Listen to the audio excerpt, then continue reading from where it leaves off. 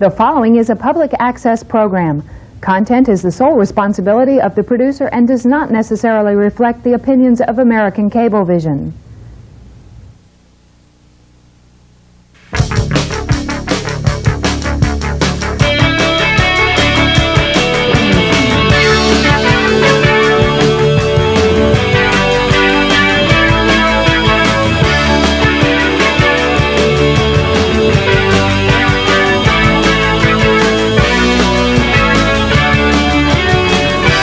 Once again, and welcome to Entertainment Spectrum. I'm Erwin K Roberts, and tonight we have something a little bit different. We have a pair of playwrights in the studio.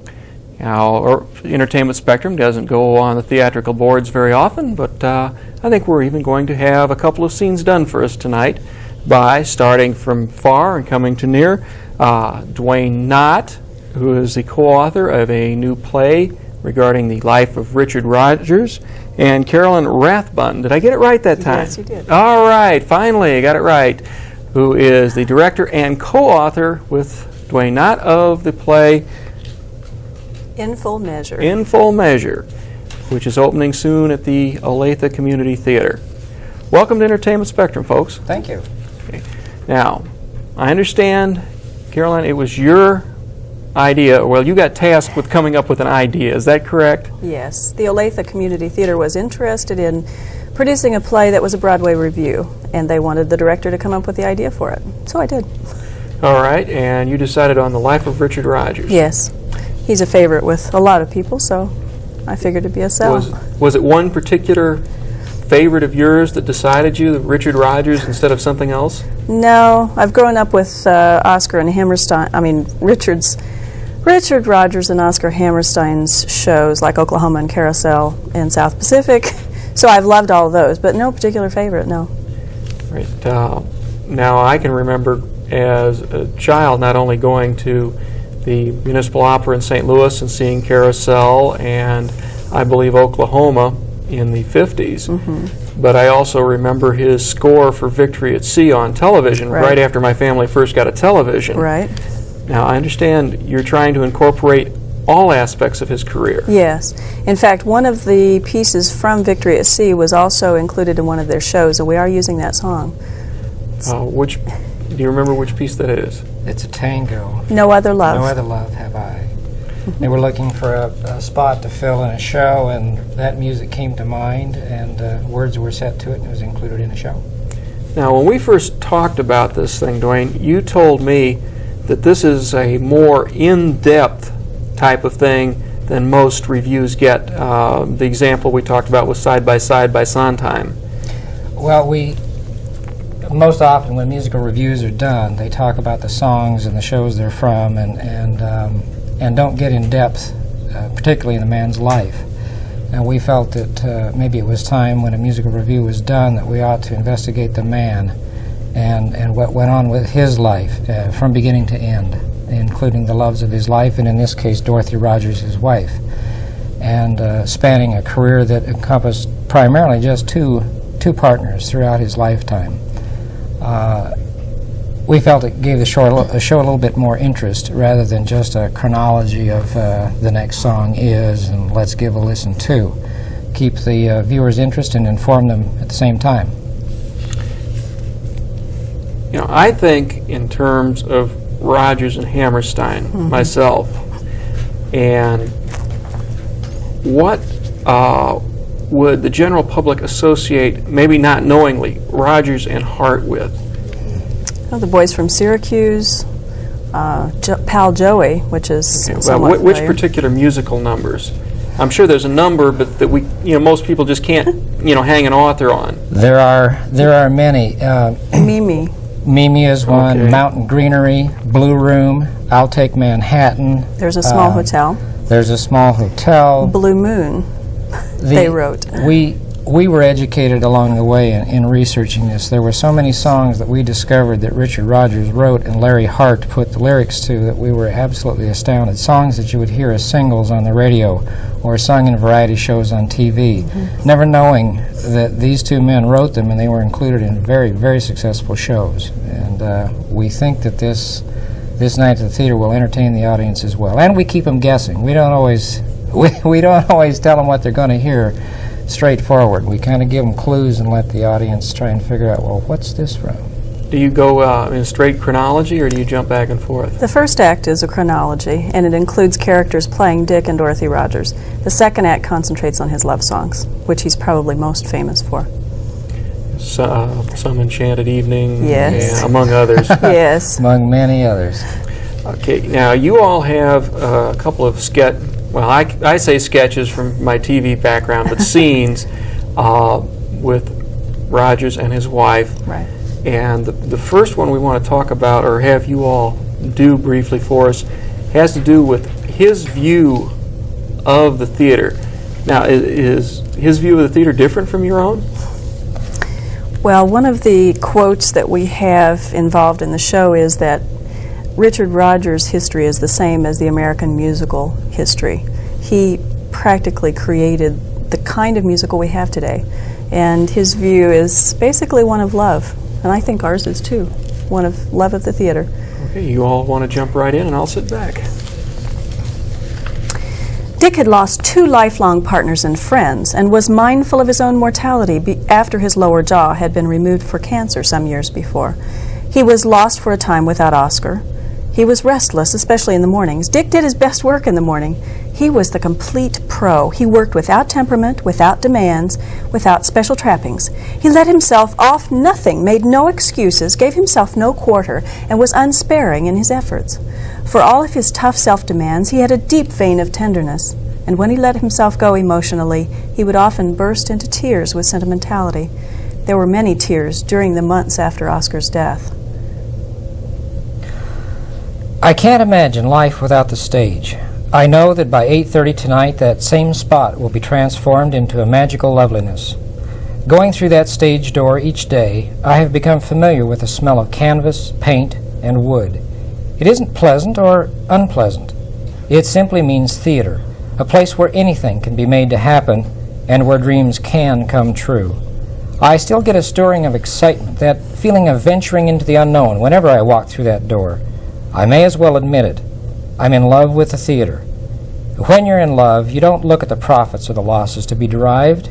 You just keep on loving. Besides, what would I do with myself if I didn't keep on writing? I can find no peace when a new show seizes me, and I cannot rest until I have fulfilled the ideas of another production. I think that kind of gives an insight into the man and his love of theater and why he succeeded the way he did. It sounds to me like he felt that he was driven once he'd started a project. Indeed. Right. Indeed. Now, what type of problems have you had getting this thing ready for the stage? Well, Does the term Murphy's Law mean anything? No. Actually, I think the major problem we had was cutting down from his some 1,500 songs, cutting it down to, how many did you say we used? 48? let me check my notes. We used 65 songs starting in 1914 when he wrote for Dear Old Camp Wigwam a song titled Campfire Days at the age of 14, wasn't it? Yes. Not particularly a great song, but certainly a start, and ranged from then on up to his death in 1979. And I don't think we experienced too many problems along the way.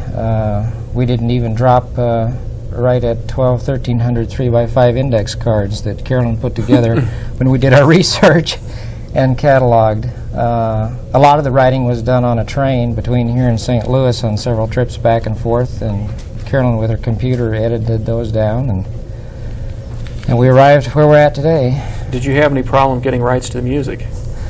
I contacted 3 different attorneys, one of them with a local music publisher here in town, and they advised us that we wouldn't have any problem with the royalty rights. We purchased the music. We purchased all of our music. So there's not a lot of his material that's tied up in some obscure somewhere. Well, the only one that we didn't come up with, quite honestly, was Campfire Campfire Days. And I suppose, to be totally honest, we did take that one off of a photocopy in an old yellow tattered book and tried to blow it up. And it was most interesting because when we blew that up on a copying machine, at the age of 14, I don't think Rogers was too musically inclined because some of the measures had 5 beats, some of them had 4 beats, some of them had 4.5 beats. We gave it to our musical director, Mr. Bob Craig, a very fine musical director, and he was amazed. He was amazed. He's tried to make some sense out of it, but I don't know how far he's gotten yet. Okay, well, I think that would be in the public domain by now I anyway, wouldn't think it? so, and I'm not too sure it gets very many plays anymore. No, not really. Now, let's have the dates, times, and ticket prices and so forth for your opening. Carolyn could probably give you those best. She's directing down there. The dates are May 5th, 6th, 7th, 12th, 13th, and 14th. Curtain time is at 8 o'clock. The phone number to call, I think it's on the poster It's on the there. poster. If we can pan to the poster down there at the bottom. and they we'll can give find you the phone ticket number. prices and how to pick up the tickets and that kind of information. This is Olathe Community Theater, right? Right. And it's in the phone book. Yes. It's 792-2990, I believe. I can't quite make I out don't that have it poster memorized. from here, but It's at the bottom, on the left. I think the camera's got it. Yeah. So, folks, you can always look it up in the phone book, call up, and ask questions. Right. And you will get the answers you need. They'll I think sell you'll you find tickets. it on your poster board. We just filled out a form in the lobby before coming in the studio. So. Yes, well, people that watch this channel don't usually sit in front of character crawls, unfortunately. That character crawls are for the insomniacs. I see. But any publicity is good publicity. Now, you've got this major project getting ready to go, and you're hoping to take it on the road later on, is that correct? We'd certainly like to become famous playwrights. After that, do you have another project in mind? Well, I'm currently directing a show at City Theater of Independence called Enemy of the People. And Carolyn is busy interviewing for other directorships, and I believe you've made application to a company in New York, which I... For a theater workshop in New York. I don't have anything definite until next spring, but... So you're like a theater gypsy these days. Well, I'm trying to build up a reputation in the Kansas City area. Get my name known, get my face known. Well, you've traveled the country with a national troupe, I understand. Right. What type of troupe was that? It was a singing and drama group, and I was drama director for it for a while. It was a Christian outreach group, and we toured all the way from Washington to Florida, Washington State to Florida, for about a year, and sang our hearts out. Is Kansas City your hometown? Independence. Actually, I'm from Oklahoma originally, but I don't usually admit that. Sounds like the good name for a show. Oklahoma. Okay. Now, how about yourself, Dwayne? Are you from this region originally? If there's a gypsy, it's probably me. I was born in Nebraska, raised in Iowa, and have bounced around from Utah to Texas to Illinois, and have kind of settled the dust a little here in Missouri. Okay. Now, Carolyn, you're trying to make theater a full-time career, right? Yes, I am. And Dwayne, you're a part-timer, right? I'm a part-timer, but sometimes it seems like I'm a full-timer. I don't know. My second home seems to be the theater these days, although it's exciting and very rewarding. But I'm a wetlands ecologist for the Corps of Engineers here in Kansas City. So you're not ready to quit your day job yet? then? No, I don't think so. I'm very happy with what I do, and it too is rewarding, very rewarding. Okay. Now, we have some cast pictures. We'll get them up on camera in a moment or so. Did you have trouble assembling a good cast for the show? We had a lot of good people audition, particularly women. We had to recruit a couple of men, but we do have a good cast. Is that typical that you have trouble getting male for There singing and dancing? Generally are fewer men in the theater anyway. I suppose because they feel like they have other things that they need to do, like work. Well, I Although know, all of these women work too. my daughter takes dancing and gymnastics, and the girls outnumber the men 10 or 20 to 1. Oh, yes. So, do you have a service that can tell you where to where to find folks? You just have to beat the bushes. We had a service called Andrea Beidelman. She is, by profession, a corporate recruiter, and she recruited 2 men for us. Actually 3. One of the narrators was also recruited by her. So Okay, how many people are in this cast? there are 5 singer-dancers. There are 2 narrators, and then Richard and Dorothy Rogers characters. So that's Do the 9. Richard and Dorothy characters sing at all? Or? No. They have a narrative role also. Do they just serve as bridges between the Yes. music, or do the singers and dancers also have No, lines to go with the it? singers only sing, and the narrators and Richard and Dorothy do the narrating, bridging between songs. We have included the musical director in one small scene at a piano in Paris, where they're trying to come up with a song title, and He plays Larry Hart He plays Larry momentarily. Hart for a moment or two, and offers some insight in the way from time to time song titles are generated. It's interesting that Dick talks in the show and in his biography about his idea of inspiration. He never felt that a person was inspired to write anything, that it came from a lot of hard work. Carolyn and I had some debate together about whether or not he was inspired and just didn't recognize the inspiration, or if in fact it was a tremendous amount of hard work. And that's talked about too a little bit in the show. Did you have to research Hart and Hammerstein as well in order to get the insight onto Rogers? Yes, I think we researched Broadway, we researched musical theater, Larry Hart, Oscar Hammerstein, partners that came after them, although there were no long-standing partnerships after Oscar Hammerstein died, as well as bios on both of them, as well as Dorothy Rogers. Good enough. I think we have our photographs lined up of your cast, so if the camera will start panning, and Carolyn, I believe you're going to narrate a little bit for us. Well, we just passed Don Gately, and we're moving on to Kitty Preston, who's a high school drama teacher in Blue Springs. She's also been in a number of shows around the area. You probably have seen her in some of those, and she's directing Molly Brown in Parks and Recreation this summer. And this is Rick Burchell, who was a vocal major at CMSU. He's now an assistant sales manager with AT&T, so this is a part-time love for him also. And this is Andrea Beidelman, whose name I mentioned. She's a corporate recruiter. She has a BA in voice from Hayes. And this is Vince Knox, who was a hoochie at Waldo for 2 years. And this is a shot of Vince and Rick, and then Don in the middle.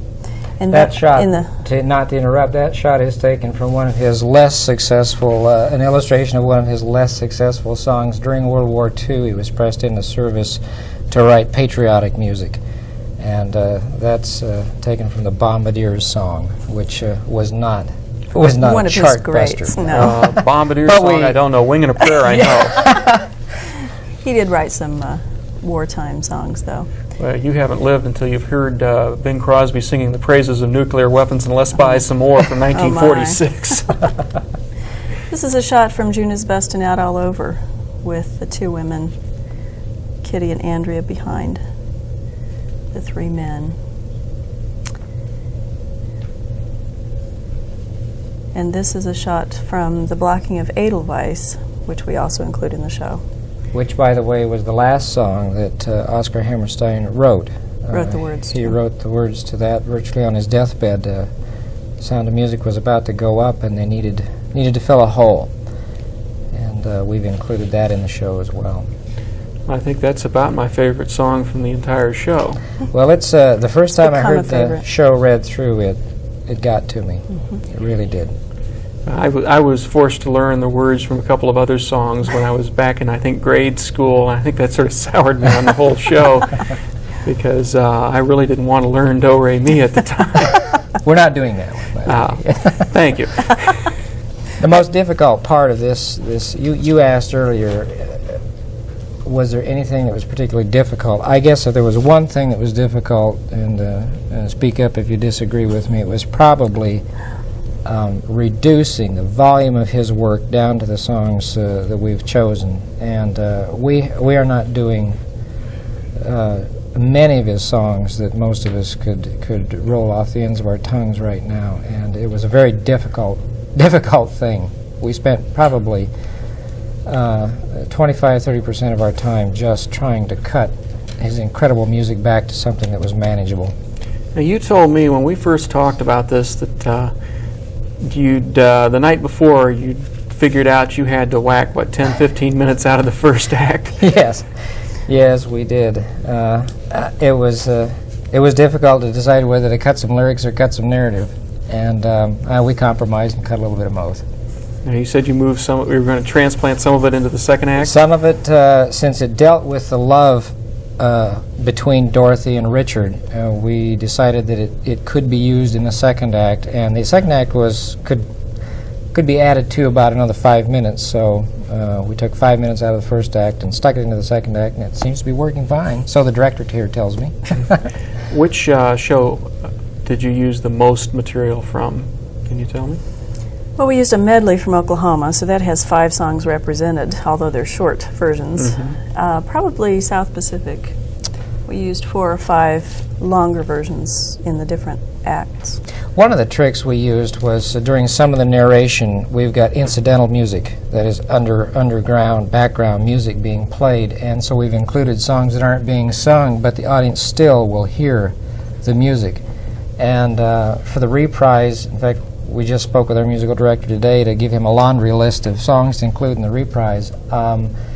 Instead of doing what's normally done, and that is reprising the songs that the audience has already heard, we're going to reprise brand new songs that weren't included in the show, but yet that everybody knows, to just pack some more of that good Rogers music into it. And is the musical director about ready to kill you? The musical director has been very patient with us. He's been cutting lyrics, transposing lyrics, changing keys, working with Writing pianos bridges. that aren't to writing bridges, putting together medleys, but doing a fine job, and he's an excellent, excellent musician. Is this his full-time position, or is this his evening job as well? No, as far as I'm concerned, I think he could make it as a full-time position, but he works for a local manufacturing company here in town. But he's done musicals for City Theater of Independence. He's worked with the Kansas City Theater since 1975 with Parks and Recreation program, and done musical directing for that, and also accompanying and site manager and all kinds of things for that. Now, you've worked with professional road companies as well as community theater. For our audience, most of whom have never been behind the scenes, except maybe at a third grade pageant, like I hadn't been until just recently, what are the major differences between a professional troupe and a community theater? Well, to paraphrase Rogers, probably there's more similarities than there are differences. You have actors and singers and musicians and an audience. The differences probably would be the amount of time people are able to donate to it. And we have to do in 3 hours in the evening what a professional company could do in 8 hours during the daytime. So we have to pack a lot more rehearsal time into the space we have. One of the things Richard Rogers said, and we've included it in the life of the man, is don't think of the word amateur when you think of even community theater. You know, attack it from a professional point of view, and the product will show the difference. Okay, now you've got another scene here that we discussed doing earlier. Give me a little setup, please. Well, this kind of goes back to what I was saying about inspiration. Dick Rogers didn't seem to take the time to look at himself very closely. He was too busy. He was too busy making music for the rest of us to enjoy, to really investigate his own intellect and his own drive that made his music come to life. And I think this scene addresses that. He was asked once to describe his own working methods. The question was put this way: you have worked out where the song will appear in the show. You have worked out its mood and motivation. The lyric arrives from Oscar Hammerstein. It's called Will You Marry Me? And Enzio Pinza will sing it in South Pacific. What happens now? I write the music. No melodies are flying around in my head. A song almost never occurs to me spontaneously. What I have to say is essentially musical, but it isn't simply melody for melody's sake. My big involvement is with the characters. I must know how they feel. Then I can give them a song to express it. A friend once asked me how long it took to compose Oklahoma. I asked him flying time or elapsed time. The most I could come up with was 5 hours flying time from overture to curtain calls. But the total elapsed time was months of conceptualizing, planning, discussing. So before you can say that it took me only 10 minutes to put notes on a manuscript for Oh, What a Beautiful Morning, you have to understand what goes on before. Well, sounds like he knew where at least he thought he was. He was a hard-working person, very hard-working. It was a job, and it was a job he loved. And Oh, What a Beautiful Morning is the first song I can ever remember hearing in my life. Your mother probably sang it to you, I No, suspect. my father actually. He would wander around the house singing it. That's wonderful. Don't ask me exactly why, but Well, that's a gift from your father and Richard Rogers and Oscar Hammerstein. As a matter of fact, that song was the beginning of Oklahoma, and it broke one of the standing rules of Broadway, which was you open with a chorus number. And that opened with a man singing off stage a nice ballad, which Oklahoma broke a number of rules, and that was one of the first. a few records, too. And a few few, records, yes. indeed. Now, Oklahoma opened, what was it, 43? Yes. And it hasn't closed yet. Yeah, it's still playing all over creation. The movie version has a laundry list of actors and actresses in it Yes. that, if you counted them up, must have 27 Oscars, Emmys, Golden Globes, and what have you stacked in their Right. closets. And the Pulitzer Prize. They won a Pulitzer Prize for one of their shows, and I believe it was South Pacific, was it not? I think so. That would probably be the most likely one I can think of because it had the most to do with the real world. Right, and they addressed some rather touchy social issues on it. Yes, I've used the lyrics from "You've Got to Be Taught" in a couple of college essays. It's funny that you should bring that up. One of the things that we found during researching Rogers is that one of his songs was used, in fact, in college sociology classes. He covered not only the gap between generations, but the gap between races, world and nationality gaps. And it wasn't just music for music's sake that Richard Rogers wrote. He wrote to cover issues as well. And what was South Pacific, 52, 53 when it opened? Must have been 52. After researching 1,500 songs, 43 Broadway shows, I don't know how many movies spanning, a 50-year career, come to the show and find out when South Pacific opened. Well, thank you very much. And they're giving me the sign on the clubhouse wall that the clock has run out of time, so we will see you next time on Entertainment Spectrum.